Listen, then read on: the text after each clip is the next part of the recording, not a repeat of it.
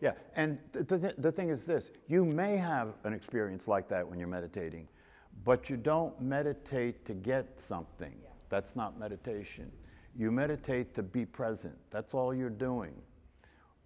When the time is ready for you to wake up, you'll wake up. You can't make it happen. Before then, you can't stop it from happening. You know, it's got its own clock, right? But you can be there for it to happen. That's the thing. You can be there for it to happen. It's very important in meditation to understand that if you meditate to become enlightened, you're not meditating. That's not meditation. Meditation is the experience you're having of being with what's happening with no expectations. If you live your life that way, your life will start to work. You know, the reason people's lives don't work is because they expect it to be different than it is. It's that simple. If you just pay attention and you go through your day, you'll notice yourself expecting it to be different than it is over and over again. You expect when you drive out of here and you get onto Route 1, you expect the traffic not to be there again. That's stupid. But you do it anyway. How do I know you do it? When you get in traffic, you got a voice in your head that's saying the goddamn traffic, you know, it's like this all the time. And you do it every day, right? So one of the ways that you can know you woke up is that you drive out to traffic and the traffic's there and you're there in traffic and nothing happens. You're just there.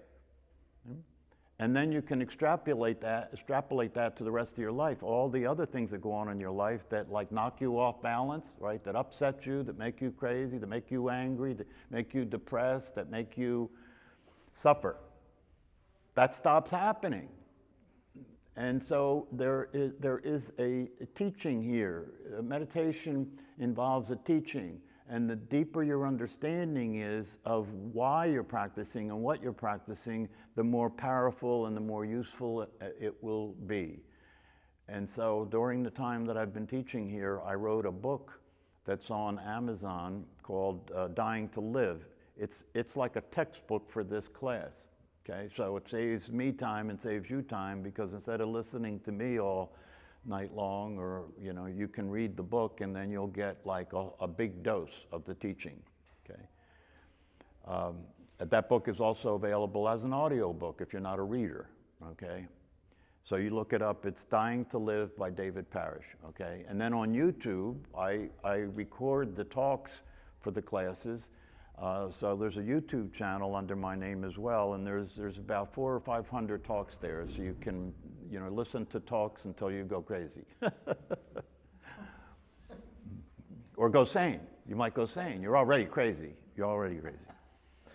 So one of the things that happens in meditation is time changes, and the reason that time changes, the more success you have in the practice of meditation, which means you're doing it every single day without fail, for a specific period of time, and you're timing yourself, right? And the more consistency you have over time, you start to lose time. You start to experience the truth, which is that there is no time. That's the truth. There is no time, right? So when you're sitting there meditating, the voice in your head will keep track of the time. How do I know? It'll say to you, how much time has passed? This seems long, you know, when is it going to end? This is nerve-wracking. So your mind keeps time all the time, right? But if you get good at this, and you will get good at this just by doing it consistently over time and by studying the teachings that go along with this, if you get good at this, no matter how long you're sitting, it'll seem like a few moments.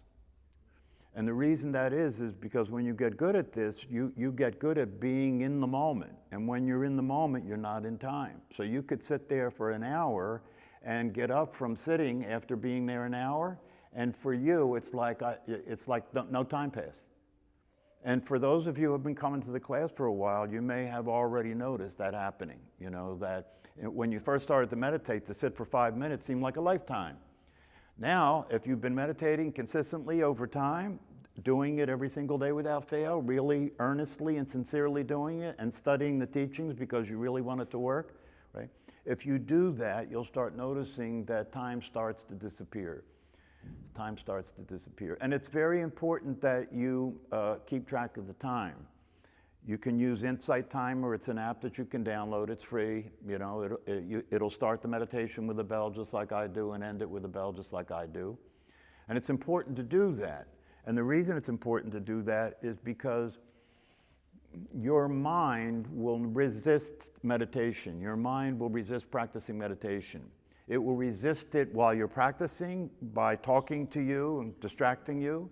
And it'll resist you when you try and do the practice every single day by bringing up concerns and considerations. You'll go to practice one day and the voice in your head will say, you're definitely too tired to practice right now. You should take a nap instead. And you don't question the voice in your head because you think it's you, so you think, okay, you know, you just go along with whatever it says, even, no matter how stupid it is. You know that's true. Right? So, yeah, so when you're practicing meditation, during the practice, it will try and distract you. But if you're practicing every single day to get consistent with the practice, it will also try and stop that process. It will tell you you're too upset to meditate, which is super crazy, because meditation is about learning how to relax and calm down. So when's the best time to meditate? When you're excited and upset. But that's when your mind will come in and say, oh, you're too upset. You can't sit there and be still. You can't sit there and relax. You can't sit there and, you know, pay attention to your breath. Don't be stupid. Wait until you feel better. Wait until you feel good, then meditate. Then when you feel good, the mind says, oh, you're having too much fun now to meditate. See, your mind knows exactly what to tell you that you'll buy, right? It'll tell you what it needs to tell you to get you to buy into it. So practicing meditation means waking up and understanding that that's going to happen, so you stop being so easily talked out of your life. That's what's happening, by the way. You know, most human beings, the way they're living their life is they're living their life in a thought activity. Isn't it true? You wake up in the morning and your life starts with thinking, and your life ends with thinking when you go to bed. If you're fortunate enough to get sleep and slow the talking down, most people can't shut the damn thing off to go to sleep. And if it was you, you should hate yourself. You know, if that voice in your head is you should hate yourself, and a lot of people do, right? Because it won't leave you alone. It torments you. If it's you, you must be crazy, and if it's you should hate yourself because it says terrible things about you, it says terrible things about other people, right? It's incessant. It's incessant. You know, the brain scientists call this the default state. Richie Davidson, if you want to read a good book on meditation about the brain science, Richard Davidson and Dan Goleman wrote a book, and it's called Altered Trait. She bought the book. It's a good book. It'll teach you how the brain changes when you practice meditation. And that's important because you need to be talked into doing this, because I'm trying to counter what's going to happen with the voice in your head. You need to be talked into doing this. And one of the ways to talk yourself into doing this is to realize this is actually practical and materialistic in terms of the way it functions. Your brain will literally change. It will change its structure and it will change its function. And that will happen in a relatively short period of time if you do this with consistency. And that book called Altered Traits is the story of the neuroscientist from Harvard University that went to India to meet with the Dalai Lama. And he said to them, look, you people study psychology, you people study emotions, you people study human behavior. Why don't you go back and start to teach people that meditation will change your life? Meditation will help you to calm down, help you to stop being crazy emotionally, help you to be able to relax, help you to be happy and satisfied. Why don't you two go back and study the brain and study experienced meditation people to convince people that meditation works so they'll practice it. So Richie Davidson went back, this is back in the 70s, maybe in the 60s, late 60s. And when he went back and talked to, he was a graduate student at that time, and when he talked to his professors, they said, oh, don't do that. Don't do that. If you do that, it'll ruin your career. And if you go around talking about meditation as a psychologist, you know, they'll say, this guy's off, he's off. You know, he went on to the spiritual trip, you know, and no college or university will hire you, right? Well, he did it anyway, and what happened was meditation became popular. It became a fad, right? And so he was very successful. Both guys were very successful. They got books out galore, right? So look Richie Davidson up. You can go on YouTube and look him up. He does talks, right? And his talks will say the same thing as you hear me saying. And the book goes into great detail about who the monks were that they studied, you know, with CAT scans, and they discovered that the Dalai Lama was right. The brain does change in very profound ways. So you don't have to look at this like a spiritual thing. Look at it like a psychological thing. Look at it like a psychotherapeutic thing. You know, if you practice meditation, if you do it the way it's meant to be done and you study the teachings, you are in psychotherapy. Without a therapist, you are in psychotherapy because you will be introduced to your own mind. You'll be introduced to your own insanity. You'll be introduced to the way you are living your life that doesn't work, and you'll begin to see it. You know, people pay psychotherapists to listen to them, right, and come to understand their patterns and come to understand the dysfunction and unworkability, and then they slowly feed it back to them. Not too much.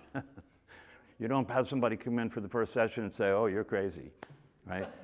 You let them talk for a while and vent for a while and complain for a while, right? Because everybody believes it's the world that's crazy. It's my parents that are crazy. It's my kids that are crazy. It's my husband's crazy. It's my wife that's crazy, but not me. If that all worked out, I'd be fine, right? Well, when people come to psychotherapy, you let them say all that, even though it's not true. And then you gradually start to feed back to them, well, did you ever consider that maybe the way you're thinking about this is a little off, right? And slowly, if you feed it to them slowly and they take it in, eventually they start realizing, oh, it wasn't that, it's this. It wasn't that, it's this. It's not where I go and who I'm with that makes me crazy, it's who I am that's making me crazy, right? And it's like one of the best teachers in these teachings says, that these practices and teachings aren't to free you up. It's to free you from you. It's to free you from who you think you are. It's to free you from what you believe and what you think is true that doesn't work, and introduce you to what is real and is true that does work. So you can begin to practice living a workable life. So you can stop expressing your craziness in the world and around other people, right? And you can stop expressing your ignorance in the world, you know, which means, the word ignorance means that you're ignoring reality. It's not meant to be a put down. It's just the condition you're in. You're ignoring reality. What's reality? Well, part of reality is who or what you are is part of reality. And I know you think you know who you are. That's part of the problem. You'll come out of that if you practice meditation. You'll start realizing that you're not who you think you are. You never were who you thought you were. And unless you come out of that, it's going to ruin your life. It's that simple. Yeah.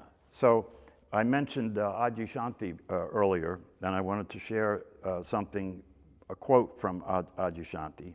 I'll name drop here and I'll book drop here because I'm not interested in you getting the idea that I have the truth. The truth is free.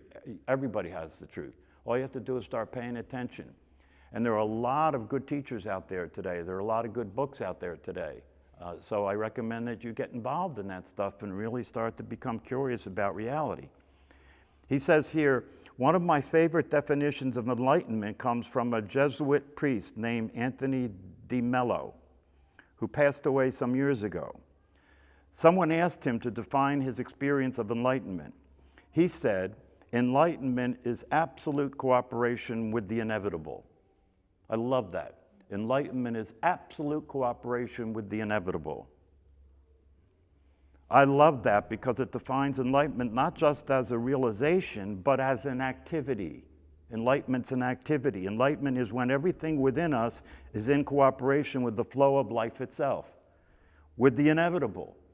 I like the inevitable part. Everything within us is in cooperation with the flow of life itself. I just got done describing the craziness of most of humanity that's not in cooperation with life itself.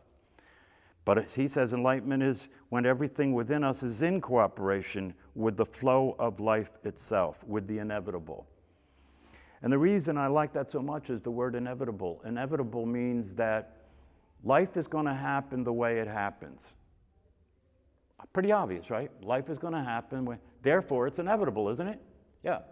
So if it's inevitable, it means what you have to do to flow, what you have to do to be in sync with life, right, is to allow it to be the way it is, It's inevitable. Everything is happening the way it's happening. We could get involved in theoretical talks about, what's causing things to happen the way they happen, what is it, karma, is it this, is it that, right? But even without that, you can just boil it down to a very simple reality. What's happening is happening the way it's happening. And if you're present to that, if you're aware of that, if you're related to that way, then you're moving with life when the way life is moving. You're moving with it. You're flowing with what's happening. No resistance, no rejecting it, right? Just flowing with what's happening. This is a practice. It's an activity, right? So waking up is not a hard thing to do, by the way. It's very important for you to understand that so you don't turn it into some mountain you can never reach the top of. That's not true. In fact, the reality of it is you're already there. You're already there. The key to waking up is to understand you're already awake, but you're paying attention to something else. You're already awake, but when you're thinking, you're paying attention to something else, right? So what's happening when you're not thinking? See, because we use thinking as a way to be in the world, don't we? We use thinking as a way of knowing what's going on. We think about it, we figure it out, right? Like that. We analyze it, right? But what's happening when you're not thinking? Do you get stupid? Do you disappear? What's happening? That's what, when you practice meditation, that's what you're practicing, moving attention from the thinking activity to the awareness of the body breathing. So you're not thinking here. There are moments when you're not thinking. There are gaps between your thoughts. And when you practice meditation, you're learning how to keep expanding those gaps so that you can actually be in the space of no thinking. And when you can actually be in the space of no thinking, you can experience what's there instead of thinking. And what's there instead of thinking is peace, satisfaction, happiness. Why? Because you're not trying to change anything. Thinking is always about changing things. Personalities are about self-improvement, changing everything. But when you start to witness the awareness itself, you realize that it's not changing anything anymore. It's allowing everything to be just the way it is and the way it's not. That's perfection. The definition of perfection is everything is the way it is, perfectly the way it is, and perfectly the way it's not. That definition of perfection works. The other definition of perfection, that it's something that's impossible to reach, that's not really a practical reality. But the true definition of perfection is everything is perfect just the way it is, including you if you stop thinking about everything. Right? But when you think about things, you take the perfection of reality and turn it into a problem. Don't we? Yeah, reality is perfectly the way it is. It's always perfectly the way it is. And it doesn't care whether you like it or not. And if you don't like it, you get to suffer. See, the thing about it is, through meditation, it's no longer about whether you like it or not. It's no longer about that. It's about experiencing reality. It's about experiencing the truth. What truth? The truth about who you are, which is basically simply awareness itself, and that's present without thought. And when that's present, what's also present, and this is where the teachings come in, when that's present, what's also present is wisdom. What's wisdom? I thought the only way that I could know something is to think about it. Well, let me tell you something. Even the knowing that you think is occurring from thinking is not occurring from thinking. There has to be a knower of the thought, doesn't there? Yeah, has to be a knower of the thought. And you think the knower of the thought is the one who's thinking the thoughts. No. The evidence is clear on that. You're not the thinker of those thoughts. They're happening by themselves. That they don't stop when you want to go to sleep. Thoughts occur in your mind that you don't like about you and about everything else. So the evidence is pretty clearly there. You have to look and see what that voice in your head says to know what you think. Obviously, it must not be you. You're not the thinker, okay? So when you realize that you're not the thinker, everything changes now, because if I'm not thinking these thoughts, now I'm interested in paying more attention to these thoughts to find out what the hell's going on here. Where are they coming from? What's causing these thoughts, right? And in the teachings, you can learn about that, what's causing these thoughts, right? What's causing these thoughts is the same conditioning that allows you to consider yourself a physical body and a personality. The same conditioning that allows you to consider yourself a physical body and a personality. What is the conditioning? The conditioning is what you learned. If you look into the eyes of a baby, you see the eyes of God, because there's no person there. The baby doesn't have language. It has no name. It doesn't know it's a personality. It's just there as awareness. And gradually, as it comes into this reality that it finds itself in, it begins to learn about the body. It begins to learn that it's a member of this tribe.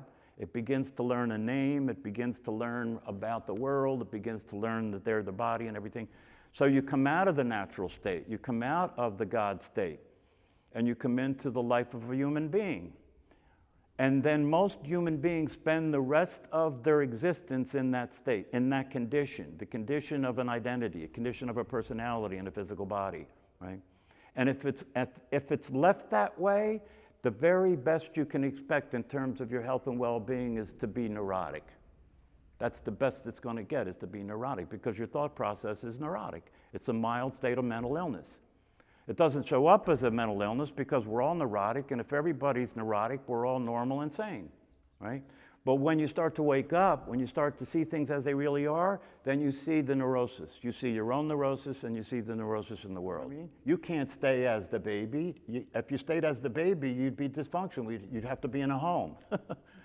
You can't stay as a baby. No, so that has to happen. And it's not a bad thing that it happens. It's a good thing, because when it happens, it allows you to play this game we're playing, you see? You have to have a piece on the board to play the game, right? So you have to believe you're this body. You have to believe you're a personality. It makes you unique and different from the rest of us, right? So now the game's on, okay?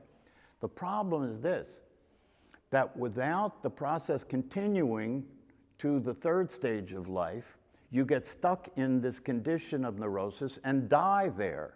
And during the process of life, your ability to be happy, satisfied, sane, right, and relaxed, right, and at peace is not available to you, because now you're in this condition in which it's you against the world. You, this single person, and 8 billion other people to deal with, you as this little body in the whole wide world to live in, and all the threats that are coming all day long, you know, psychological threats, physical threats, emotional threats, right?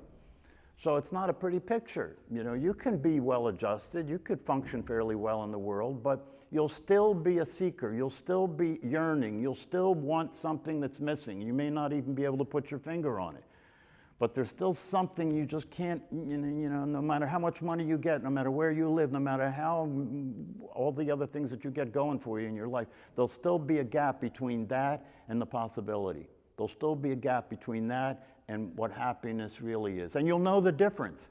You'll know the difference. And so what the problem is the third stage of life doesn't happen for most people. And the third stage of life is called waking up. What's that mean? It means you realize, oh, I know I have to operate as if I am this body in the game I'm playing called life. I know I have to operate as if I am a thinker of thoughts so that I can, you know, relate to other people psychologically and everything, right? But it's not really true. And because it's not really true, now I go back to having the freedom the baby had.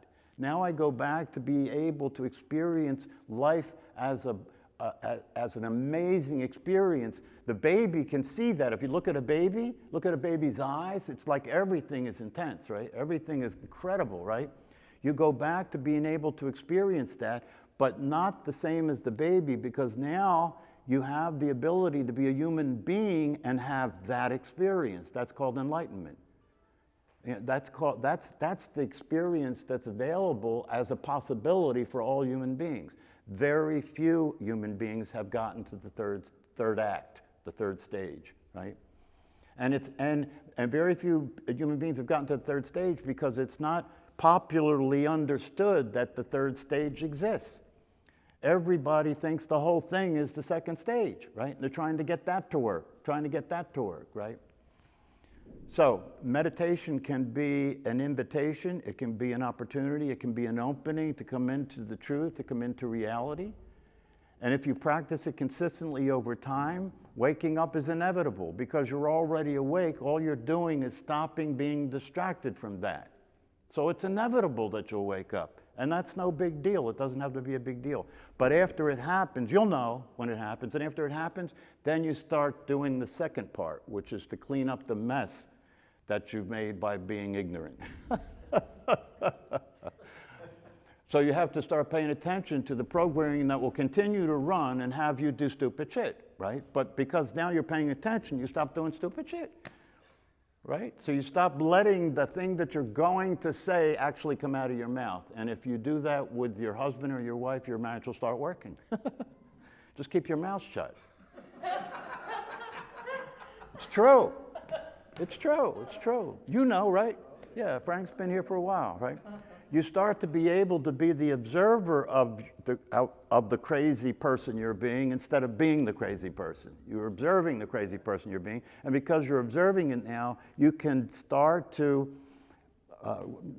withdraw the energy from that operation, you know? You can start to lose interest in being that way. And as you do that, the patterns that are playing in your head, the neural patterns that are playing, right? Because you start losing interest in those patterns, they start to die down, And it gets very quiet up here.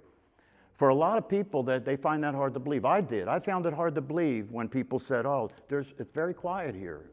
And when thinking happens, right, it's usually thinking that I'm using, the thought process is a tool to be in the world. It's thinking I'm using to deal with something, right? But when the thinking goes off the rails and starts to get wacky, like in the default state, like mind wandering, I notice that. And when I notice that, I withdraw my interest from that, right? And so you start to be able to have spontaneous experiences of happiness without doing anything to be happy. That's a mind blower for a lot of people. A lot of people think the only way I could be happy is to win the lottery. So if you find yourself happy without any reason to be happy, you have to go, wow, if I could have that all the time, that would really be cool. Well, you can. And meditation is a tool that you can use to get to that.